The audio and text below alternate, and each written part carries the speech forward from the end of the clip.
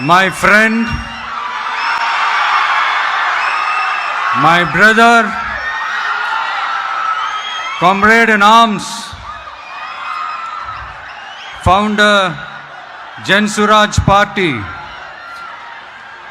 திரு பிரசாந்த் கிஷோர் அவர்கள்.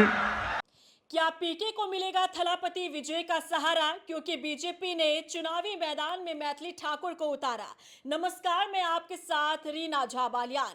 बिहार की बांकीपुर सीट पर होने वाले उपचुनाव को लेकर यहां टक्कर जबरदस्त नजर आ रहा है, क्योंकि एक तरफ जहां बीजेपी के साख की बात है, तो वहीं दूसरी तरफ एक ऐसा चेहरा चुनावी मैदान में अपनी किस्मत आजमा रहा है जो कई चुनावी समर में कई सियासी दलों को और कई नेताओं को जीत का स्वाद चखवा चुका है। बात करें प्रशांत किशोर की, पीके जो पहली बार उम्मीदवार के तौर पर अपनी किस्मत आजमा रहे हैं, ऐसे में वो किसी भी सूरत में जीत हासिल करना चाहते हैं।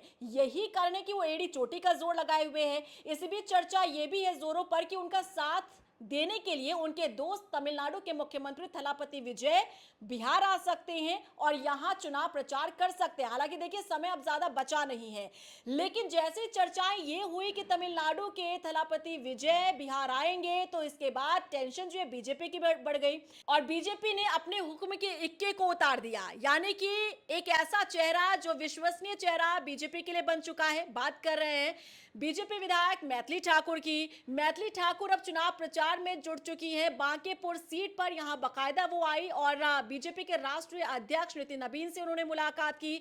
नितिन नबीन ने भी उनका स्वागत किया और आप ये मानिए कि जो सीट है वो बीजेपी के साख वाली सीट है, क्योंकि ये नितिन नबीन की सीट रही है। नितिन नबीन को जब राष्ट्रीय अध्यक्ष बनाया गया तब ये सीट खाली हुई, जिसके बाद ये उपचुनाव हो रहा है। अब किसी भी सूरत में बीजेपी इस सीट को अपने हाथ से जाने देना नहीं चाहती है। यही कारण है कि जितने भी पैंतरे अपना सकती है बीजेपी, वो अपनाती दिख रही है। पहले आपको याद होगा कि पहला उन्होंने अपना उम्मीदवार उतारा था। उन्हें लगा कि वो दागी उम्मीदवार हो सकता है, चुनाव प्रचार के दौरान बीजेपी को बैकफुट पर आ सकता है, तो उम्मीदवार को वापस ले लिया गया। यानी कि जो नामांकन है उम्मीदवार ने अपना वापस लिया, उसके बाद नए चेहरे को उतार दिया जाता है। अब यहां क्योंकि कंपटीशन तगड़ा नजर आ रहा है, जैसे ही आपने देखा जंतर मंतर पर प्रोटेस्ट हुआ, युवा सड़क पर उतरे, बीजेपी को बैकफुट पर आना पड़ा। अब ये युवाओं का गुस्सा बीजेपी के बांकीपुर सीट पर होने वाले उपचुनाव में बीजेपी के लिए खतरे की घंटी ना बजा दे, ऐसे में उन्होंने एक युवा चेहरा को चुनावी मैदान में उतारकर प्रचार प्रसार करवाना शुरू कर दिया। और आपने ये भी देखा कि जो युवाओं का गुस्सा था वो सिर्फ दिल्ली के जंतर मंतर तक ही सीमित नहीं था, बल्कि बिहार में भी युवाओं ने सड़क पर उतरकर इस तरीके से प्रदर्शन किया जो शायद ही आपने कभी इतिहास में देखा होगा। पहली दफा ऐसा हुआ कि जो सबसे बड़ी पार्टी है उसके खिलाफ युवाओं का गुस्सा देखने के लिए मिला। और ये युवाओं का गुस्सा, आप ये मानिए कि अगर वोट बैंक में तब्दील होता है तो कहीं ना कहीं बीजेपी को बड़ा झटका मिल सकता है। हालांकि अभी इन दिनों किसी भी राज्य में चुनाव नहीं है, 6-7 महीने बाद आप ये मानिए 5 राज्यों में विधानसभा चुनाव होने हैं, लेकिन युवाओं को अगर अपना गुस्सा दिखाना होगा तो ये सीट ऐसी सीट हो सकती है, बिहार की बांकीपुर सीट, जहां उपचुनाव हो रहा है। और यहां पर युवा ये बता सकते हैं कि जब हमारे अंदर आक्रोश होता है, जब हमारे अंदर गुस्सा होता है, जब हमें उबाल होता है, तो परिणाम क्या कुछ हो सकता है। और इसी को भांप चुकी है भली भांति बीजेपी। यही कारण है कि मैथिली ठाकुर को चुनावी मैदान में उतारा गया और प्रचार प्रसार उनसे करवाया जा रहा है, क्योंकि मैथिली ठाकुर देखिए एक ऐसा चेहरा बन चुकी है बीजेपी के लिए कि जहां जहां कंपटीशन टफ नजर आता है बीजेपी को, वहां पर मैथिली ठाकुर को अब आगे कर दिया जाता है। 2025 विधानसभा चुनाव जब बिहार में हुए तो पहली बार चुनावी मैदान में उतरी थी उम्मीदवार के तौर पर मैथिली ठाकुर। हालांकि उनका कोई राजनीतिक इतिहास नहीं है, वो संगीत के बैकग्राउंड से आती हैं, लेकिन इसके बावजूद भी उन्होंने जीत हासिल की और अलीनगर से वो विधायक बनी।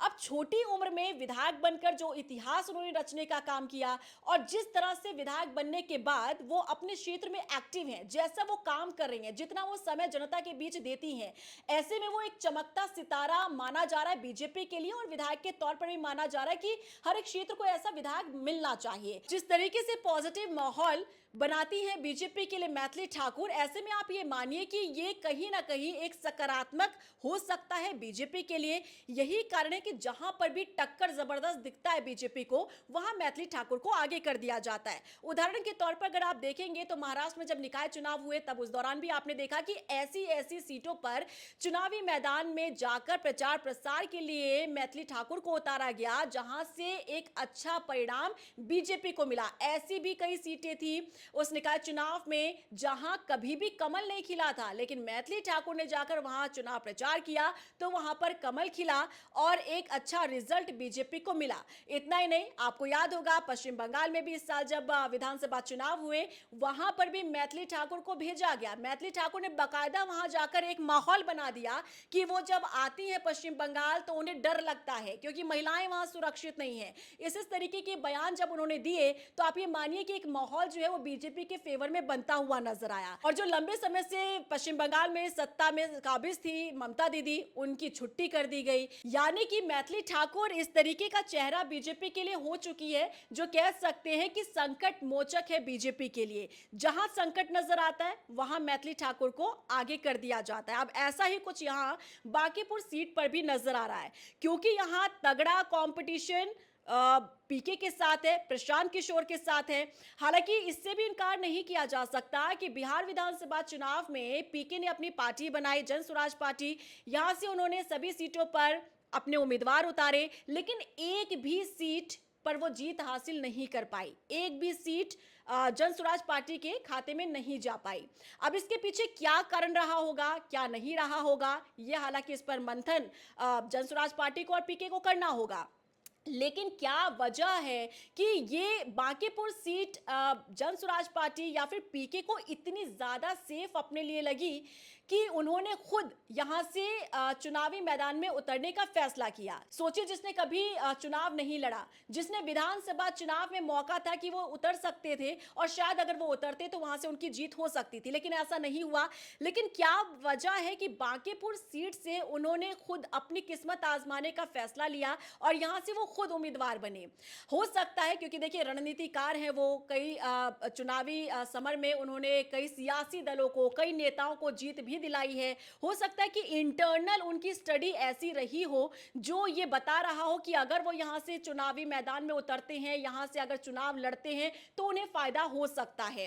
हालांकि फिलहाल की जो स्थिति है वो ये बताती है कि कंपटीशन तगड़ा है। अगर हम देखें तो ये बांकीपुर सीट परंपरागत सीट रही है बीजेपी की। 90 के दशक से ये सीट जो है वो बीजेपी के पास रही है। अभी नितिन नबीन की ये सीट थी, वो यहाँ से विधायक थे, लेकिन क्योंकि उन्हें राष्ट्रीय अध्यक्ष बनाया गया तो ये सीट खाली करनी पड़ी उन्हें। यही कारण है कि यहाँ से उपचुनाव हो रहे हैं। लेकिन ऐसे में जिस तरीके की तस्वीर बनती दिख रही है ये बताता है कि ये जो कंपटीशन है बहुत तगड़ा है। इस उपचुनाव पर ना सिर्फ बिहार की जनता की नज़र है बल्कि देश भर में भी इसकी चर्चा इसलिए हो रही है क्योंकि एक तो पीके यहाँ कंपटीशन दे रहे हैं, दूसरा ये कि थलापति विजय के आने की यहाँ चर्चा हो रही है, तीसरी बड़ी वजह ये कि अभी जो युवाओं का आक्रोश देखने को मिला पूरे देश भर में, उसके बाद ये पहला चुनाव हो रहा है जहां पर युवा अपना गुस्सा और अपना आक्रोश दिखा सकते हैं। और अगर युवाओं ने दिखाया तो यकीन मानिए कि एक सबक हो सकता है बीजेपी के लिए, क्योंकि बीजेपी सबसे बड़ी पार्टी है, आप मानते हैं। और बीजेपी जिस तरह से राज्यवार अपनी जीत हासिल कर रही है ये कहीं ना कहीं बीजेपी को ओवर कॉन्फिडेंट भी बना जाती है। कई बार कहा भी जाता है कि बीजेपी जो है वो घमंड में जी रही है, बीजेपी ओवर कॉन्फिडेंस में आ चुकी है, क्योंकि आप जानते हैं कि बीजेपी जो है चुनाव की तैयारी में कोई समय देखकर तैयारी नहीं करती है, बल्कि एक चुनाव जीता उसके बाद दूसरे चुनाव में वो लग जाती है और पूरी बूथ लेवल से तैयारी शुरू करती है बीजेपी। और यही कारण है कि अधिकतर समय बीजेपी को जीत मिलती है। लेकिन ये बांकीपुर सीट जो है बेहद ही दिलचस्प यहाँ पर मुकाबला दिख रहा है। इसके पीछे की वजह हमने आपको बताया कि थलापति विजय आ सकते हैं या कंपटीशन दे सकते हैं। चुनाव प्रचार अगर वो करते हैं तो आप ये मानिए कि एक अच्छा रिस्पॉन्स जो है वो पीके के फेवर में जा सकता है। लेकिन देखना ये भी होगा कि युवा चेहरा जो चुनाव प्रचार करने के लिए बीजेपी की तरफ से उतारा गया है यानी कि मैथिली ठाकुर, उनका कितना फायदा बीजेपी को मिल सकता है, क्योंकि जहां जहां चुनावी मैदान में प्रचार के लिए उतारा गया मैथिली ठाकुर को, वहां से एक अच्छा रिस्पांस वो लेकर आई हैं बीजेपी के लिए। वहां पर कमल भी खिला है। आपको याद होगा केरल में भी किस तरीके से भेजा गया था मैथिली ठाकुर को, जबकि वहां तो लैंग्वेज का बैरियर था। इसके बावजूद भी वो किस तरीके से कम्युनिकेट करती हुई नजर आई थी वोटर्स के साथ। तो ये कहीं ना कहीं एक पॉजिटिव जेस्चर जो है वो बीजेपी के लिए रहता है, मैथिली ठाकुर के लिए रहता है। लेकिन बांकीपुर सीट पर क्या मैथिली ठाकुर का जादू चल पाएगा या फिर नहीं, ये देखना दिलचस्प होगा। और इसी के साथ देखना ये भी होगा कि पीके को अपने दोस्त की जरूरत महसूस हो रही है, तो क्या वो आएंगे। हालांकि अभी फिलहाल किसी तरीके से ऑफिशियल स्टेटमेंट दोनों ही नेताओं की तरफ से नहीं आया है, ना तो थलापति विजय की तरफ से ना ही पीके की तरफ से। हालांकि समय भी अब ज्यादा बचा नहीं है क्योंकि 31 जुलाई को वोटिंग होनी है। अब देखना होगा कि अभी 2 दिन का समय शेष बचा है, क्या इसमें थलापति विजय आते हैं, क्या चुनाव प्रचार करते हैं। क्योंकि आप ये मानिए कि सिर्फ एक रैली या एक चुनाव प्रचार जो है वो बहुत कुछ बदल सकता है। सीट पर पीके के फेवर में सब कुछ जा सकता है। दूसरा कि युवाओं का गुस्सा क्या वाकई में नजर आएगा, क्योंकि जंतर मंतर पर जो तस्वीरें हमने देखी वो ये वाकई में बताती है कि युवाओं ने ये कहीं ना कहीं बताने की कोशिश की है कि अगर हमें आज वोट देने का मौका मिलता है तो हम बता देंगे कि युवाओं की ताकत होती क्या है। तो अब देखना होगा कि क्या बांकीपुर सीट पर वही आक्रोश, वही गुस्सा युवाओं का नजर आता है या फिर नहीं। और आप ये मानिए कि अगर युवाओं को गुस्सा और आक्रोश दिखाने का मौका मिलता है यहां पर, तो ये कहीं ना कहीं एक बड़ा झटका साबित हो सकता है बीजेपी के लिए। क्या रिएक्शन है आपका, बताइएगा जरूर।